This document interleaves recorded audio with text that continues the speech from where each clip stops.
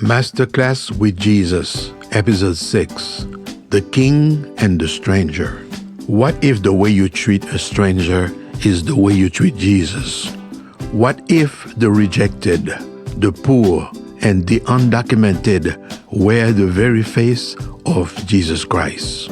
When Jesus speaks about the final judgment in Matthew 25, he does not point out to church attendance, titles, or political power.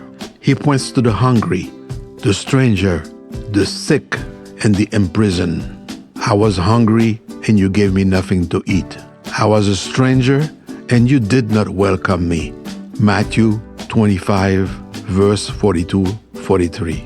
Jesus identifies himself with the most vulnerable. He says, "Whatever you did for the least of these, you did for me." But look around today. Nations turn away refugees. Leaders criminalize poverty. Immigrants sleep on sidewalks while governments build walls and hold prayer breakfasts. We feed the stock market but starve the single mother.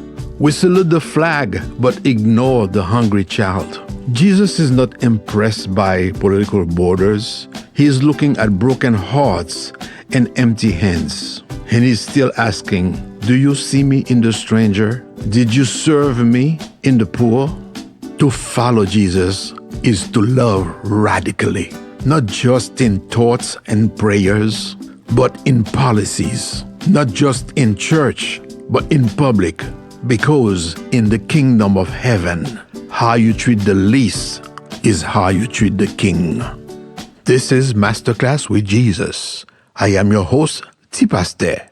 Until the next episode, peace and love. We must act today. 'Cause tomorrow might be too late. Tomorrow is too late. Children of the world, let's get together. Let's get together. Let's spread love throughout this world. Let's sing this song of hope. Let's sing this song of hope. In perfect harmony.